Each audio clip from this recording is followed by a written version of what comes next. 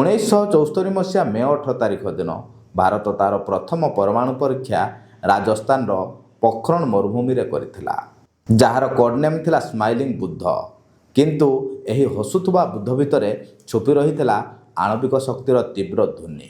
ଏହି ଟେଷ୍ଟର ପ୍ରସ୍ତୁତି ପ୍ରାୟ 7 ବର୍ଷ ପୂର୍ବରୁ ଗୋପନ ଭାବରେ ଚାଲିଥିଲା, ଯେଉଁଥିରେ ଏପିଜେ ଅବଦୁଲ କଲାମ ପ୍ରମୁଖ ନେତୃତ୍ୱ ନେଇଥିଲେ।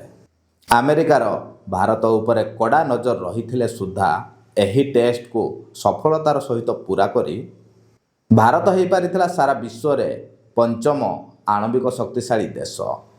ଆମେରିକାର ଗୁଇନ୍ଦା ସଂସ୍ଥା CIA ରାଜସ୍ଥାନର ପୋଖରଣ ଉପରେ ଆକାଶରୁ ସ୍ୟାଟେଲାଇଟ୍ ମାଧ୍ୟମରେ କଡ଼ା ନଜର ରଖିଥିଲା।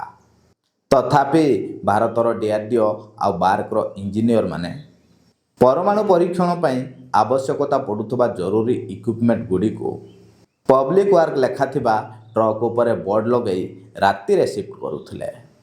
ସାମାନଗୁଡ଼ିକୁ ପୋଖରଣ ପର୍ଯ୍ୟନ୍ତ ପହଞ୍ଚାଇବା ପାଇଁ ବର୍ଷା ଦିନକୁ ହିଁ ଚୁଜ୍ କରାଯାଇଥିଲା, କାହିଁକି ନା ବର୍ଷା ଦିନରେ ଆକାଶ ବାଦଲରେ ଢାଙ୍କି ହୋଇ ରହିଥାଏ, ଯେଉଁଥିପାଇଁ ବାଦଲ ଗୁଡ଼ିକର ପଛରେ ରହିଥିବା ଆମେରିକାର ସ୍ୟାଟେଲାଇଟ୍ ତଳେ କ'ଣ ଘଟୁଛି ତା ଉପରେ ସଠିକ୍ ଭାବରେ ନଜର ରଖିପାରିନଥିଲା।